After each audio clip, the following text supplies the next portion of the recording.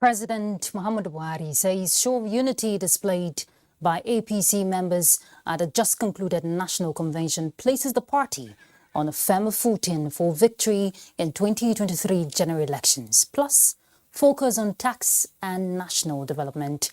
These and more we'll bring to you on Panorama today. Thanks for joining us. I'm Ruth Aguela.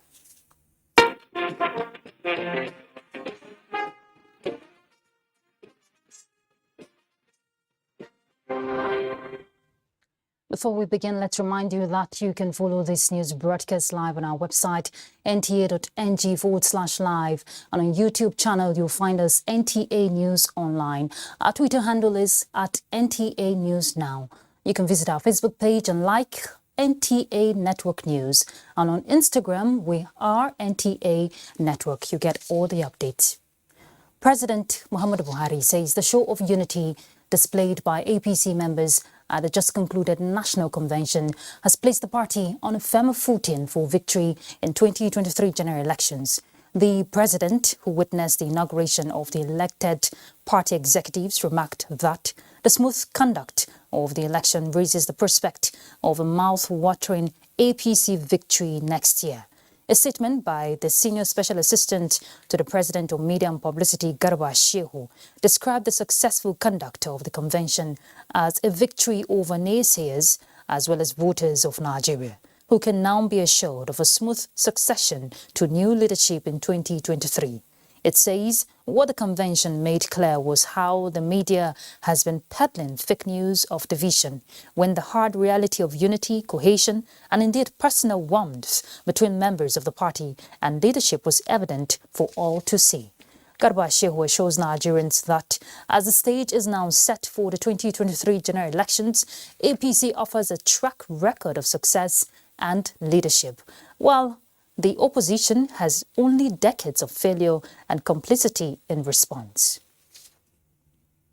Let's turn to other issues. Having acknowledged the fact that Nigerians are undertaxed and the need to bridge the trust deficit between the leaders and the people, the Federal Inland Revenue Service is embarking on a campaign to enlighten tax-paying public on how to pay, where to pay, and why they should pay their taxes.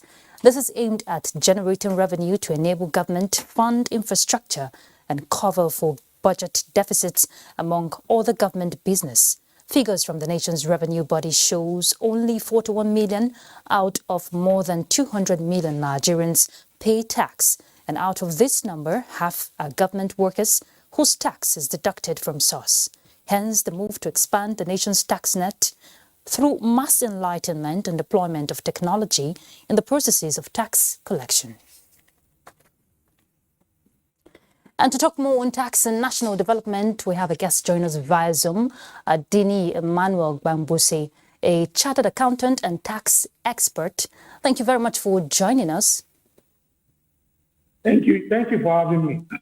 What would be your assessment going forward if we have to look at the rate of tax payment in Nigeria by the general public?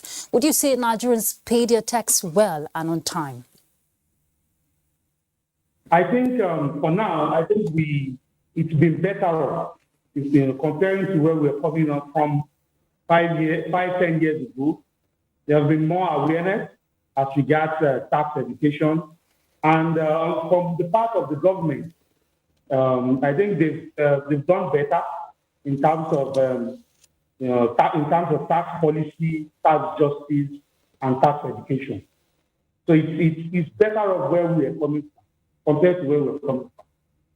Okay, and report says 41 million out of 200 million Nigerians are assured of paying their taxes because it's deduced from source, talking about government workers. What is happening in the private sector?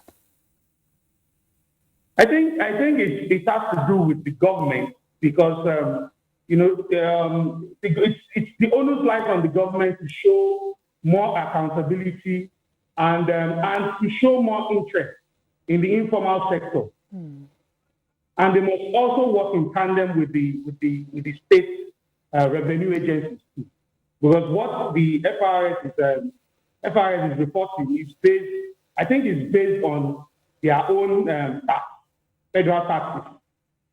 So they should work in tandem with the state revenue, because if you go down to the state revenue service and the local government, you notice these people actually pay taxes, but those taxes are either in the wrong hands or not properly accounted for. So the federal government must work in tandem with the local government authorities, the state authorities, in ensuring, in streamlining the number of taxes we have in Nigeria. Because according to statistics, we have a lot of taxes and levies. And to a layman, to a man, to a market woman or a woman, anybody that comes to him, a market woman doesn't know the difference between taxes and levies. But to that person, if he pays out money to a tax official, he or she is paying tax. So there must be proper tax education from the government, from the FRS. They are doing a lot, but they need to do more. Because last year the FRS made 6.4 trillion. So this, and I think they marginally exceeded their target. Okay. This is a very good development, but they do more. Okay, and we hear Mr. Adeni, let me hold your thoughts there. We hear the FIRS want to embark on awareness on why people should pay their tax, how and where, they should pay their tax. We're talking about awareness now, but again, we know that taxation is very important. We're talking about impact and national development. People, of course, want to see where their tax is going to. What should this awareness, contain, aside teaching people how to pay their tax? Yes, the awareness should let me use a layman example. For you to collect something from me, you must be able to show me what you've done with what I've given you before. Yeah. So they must show. I know because this. I don't want us to mix things up here. It is the duty of the FRS is only to collect. How the government spends the money is not within their jurisdiction. That's why government, both at the executive, at the legislature, and the judiciary must work in tandem, because this thing is a cycle. There should be no missing link. So they must ensure my own suggestion is the FRS should go further in ensuring that what they collect reflect on the masses. It could be through consultations with maybe going through the budget. If you look at the current Finance Act, I think it now comes along, it goes along, it's now an annual thing, and it goes along with the preparation of the government budget. So I think the FRS on their own part should monitor these things and to ensure the judicious use of our public funds. That on its own will increase the confidence, will increase accountability and transparency on the part of the government, because it's not actually the duty of the FRS to ensure these taxes are well spent. It is the function of the executive and the legislative arms of government. And this must be taken to the state government, as I said earlier, because if we look at the ease of doing business index, most of the parameters the foreign bodies use in calculating this are gotten from the local people. It's not from the federal government. So they must work in tandem with the state authorities and the local authorities, so that the effect will trickle from up to down, and everybody will see.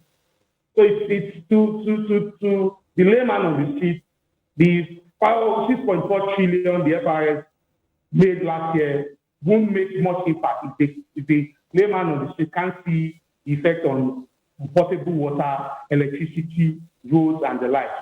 So, like I said earlier, the basic thing is for the government to work with other agencies to ensure that all these are fair, and the informal sector should be carried along, because there are a lot of revenue being locked in the informal sector as well. So they must ensure Mr. Adeni, From what you're saying, it's correct because, of course, bridging that communication gap between the people and the government is very necessary. And like you said, involving other agencies like the NOA should come in to, to enlighten the public on this is where your tax is going to. But going forward, on teaching people, you talked about the market woman out there who doesn't understand why she must pay her tax. Going forward, what strategy do you think the FIRS should adopt to make people understand on why they should pay their tax? If you want to solve the problem, you must start from the foundation. People must accept first. Yes, I think it starts with the training.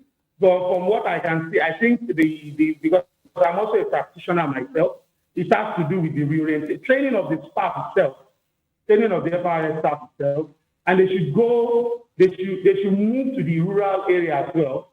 They should deploy more technology. They should deploy more technology, and I think they are also doing that through the advent of the tax promas.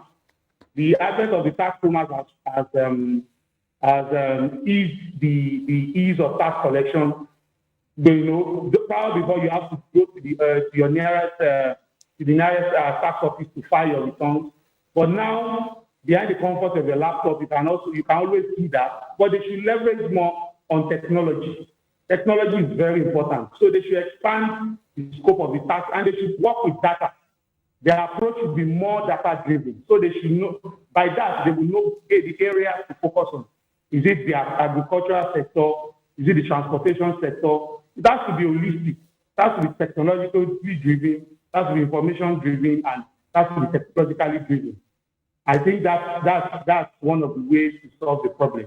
Because without data, there is little or nothing they can do. So they should source for more data, liaise with the people in the local, in our local area, in the inland, and get pillars from there. And their approach should be more friendlier. They should be more friendly. The taxpayer must not see you as a hound or as a policeman. You should, like they always say, police is your friend. The taxpayer should see the taxman as my friend, not someone who is here to haunt me or to expose me, so forth. True. Nobody wants to pay tax, but there are ways to go about all these things to ensure, optimum collection on the part of the government. Thank you very much, Mr. Adeni. You've just hit the nail on the head. Thank you for your input on the news. Thank you. Thank you. Thank you very much. Bye. All right, let's move on to other issues. Philanthropy entails improving the welfare of others, especially the less privileged who cannot return the gesture. This is what King Salman Humanitarian Aid and Abubakar's Sadiq Philanthropic Home set out to do when they flagged off the distribution of food baskets to 13,800 indigent Nigerians. Suleiman Abdulwahab reports. Giving charity to less privileged often comes in form of capacity building, provision of structures and other items that can add value to life. King Salma Humanitarian Aid and Habiba Al Sadiq Philanthropic Home are known for providing these services to less privileged in Abuja community since 2015. Very insulted because I was not opportuned to be among those that were here some years back. Which I don't know that something very pertinent is happening here. The Deputy Ambassador to Saudi Arabia to Nigeria, Faisal Al Sofia Al Gamdi, says King Salma Humanitarian Aid has been focusing on the vulnerables in the Northeast for the past 6 years. He added that the foundation is expanding its reach to more centers for enhanced impact. Over the past 6 years, the government of the Kingdom of Saudi Arabia, through King Salman Center, has spent more than $5 billion on 1,919 projects in 79 countries. This project is meant to give people who are poor food, and the project is estimated to feed about 13,800 people. It is 138 tons of food, so that is a lot. It is a project whereby we give out food to the vulnerables, the less privileged, in support of the King Salman Humanitarian Aid and Relief Center. This year, King Salman Center will be focusing on health and medicals. for more reach to more states in the country. In Abuja, Suleiman Abdul Wahab, NTA News. All right, let's take a break. We're back in a moment.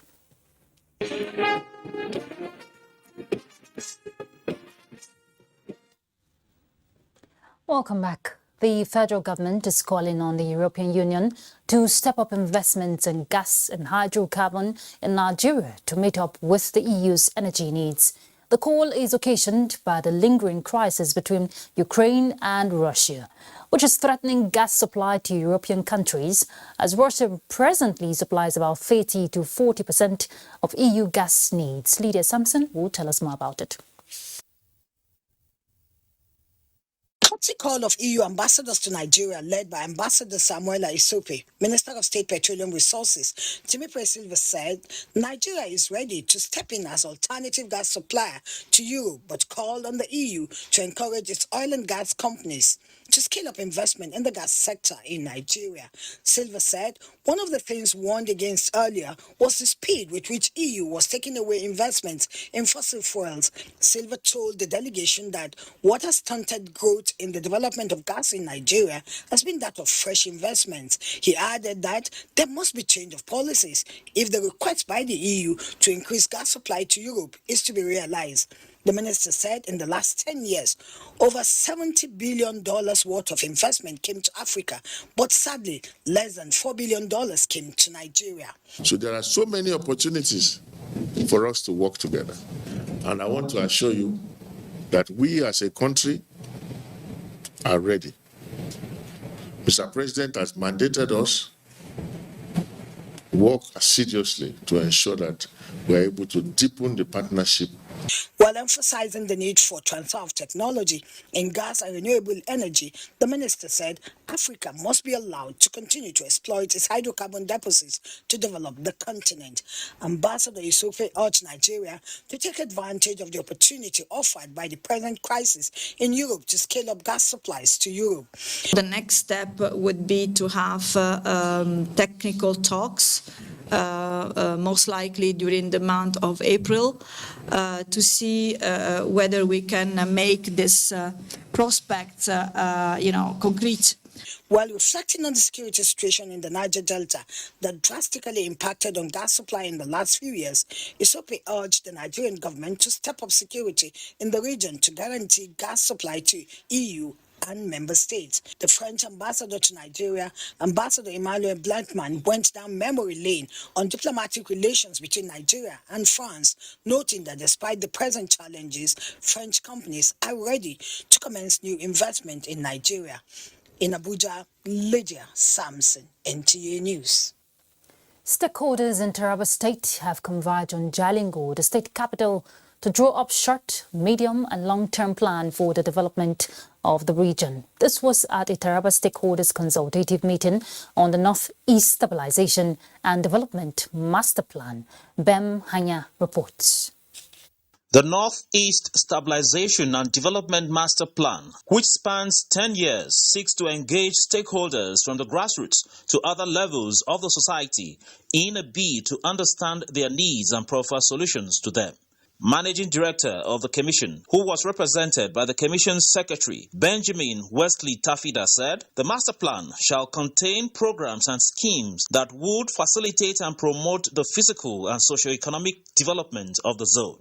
The essence of having these diverse stakeholders under one roof here today, therefore, is to harness their individual and collective inputs to enrich the process and align with NEDC's policy of inclusiveness and bottom-up approach. Lead consultant Dr. Kasim Gidado, who gave an overview of the master plan, said it is the Commission's desire that the master plan is specific, measurable, achievable, relevant and timely by learning from the experiences of other regions and setting timelines for implementation. Taraba State Governor, represented by the head of service, Mrs. Susie Jemima Nathans, commended the federal government for the initiative and stated the resolve of the state government to contribute its quota in ensuring the success of the project. We therefore commend the harmony, collaboration and cooperation among the governments of the region and the Commission since inception. The Northeast Development Commission was established in 2017 with the mandate of coordinating development in the 6 Northeast in Jalingo. Bem Hanya, NTA News. The Nigerian Army says its troops under Operation Desert Sanity have uncovered the wreckage of what is suspected to be the crashed Nigerian Air Force Alpha jet NAF 475, which went off the radar with 2 crew members on 31st March 2021. Breaking the news via its Twitter handle at exactly 3:15 p.m. on Saturday, 26th March 2022, with pictures showing coordinates where the wreckage was found. The Army says the troops made the discovery while on clearance operation in Sambisa Forest, Borno State. This is a developing story as the Nigerian Air Force has not yet responded to the Nigerian Army's findings, although when contacted, a high-ranking NAF source said the coordinates on the pictures looked genuine. 2 suspected drug traffickers have excreted a total of 165 wraps of cocaine following the arrest at the Nnamdi Azikiwe International Airport, Abuja, by operatives of the National Drug Law Enforcement Agency.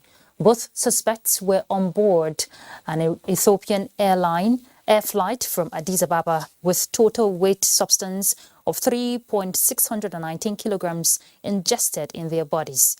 In a related development, narcotic officers of the Directorate of Operation and General Investigation also intercepted substantial quantities of methamphetamine, cocaine, and cannabis sativa packaged for export to Australia, China, Qatar, Ireland, and Thailand through some courier companies in Lagos. Meanwhile, an estimate of 2.3 tons of illicit drugs and 791,100 naira were recovered in major raids by NDLEA in Ogun, Rivers, and Enugu states in the past 1 week. Mothers as pillars in the home front have been encouraged to set standard by nursing and nurturing children with a kind and disciplined heart. This is the message at the Anglican Church worldwide as she commemorates the 2022 Mother's Day. Let's hear more from Deborah Micah.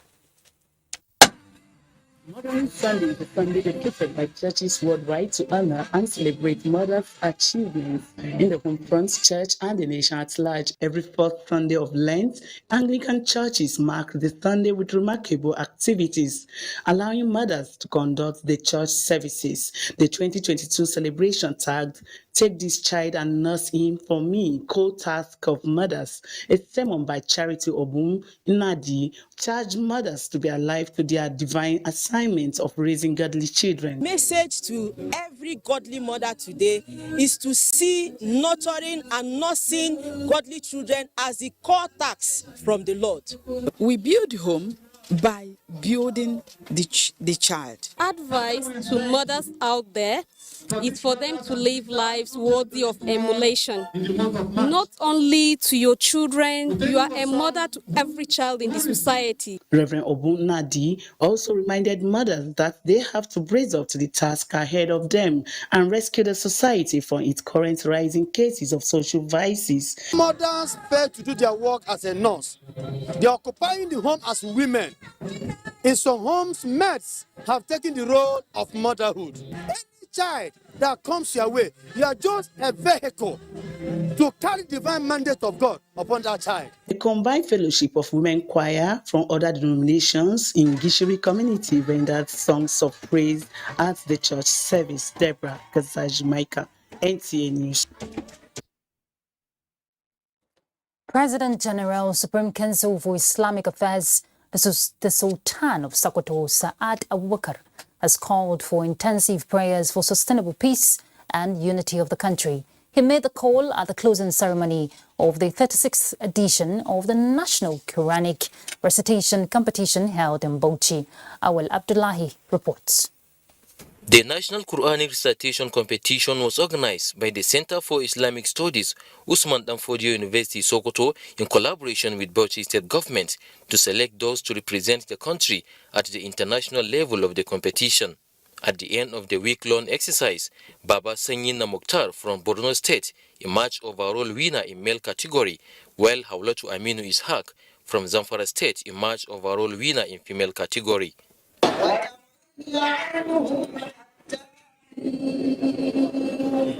Sultan Saad Abubakar called on Muslims to use the forthcoming Ramadan period in praying for unity and peaceful coexistence in the country, and advised traders to avoid increasing the price of their goods unnecessarily. For this blessing of the treasure creation by making us be who we are and to bring us into this world, in this part of the world. There is no gain in saying the fact that the global Quran remains the only book that has been memorized completely by millions of people across the world. Highlight of the event was a presentation of prizes where overall winners received the sum of 3 million naira each, while other participants received various amounts of money. In Bauchi, Awal Abdullahi, NTA News. That's Panorama. Thank you very much for your time. But please, let's not relent in the fight against rape and rapists. I'm Ruth Aguela. Bye.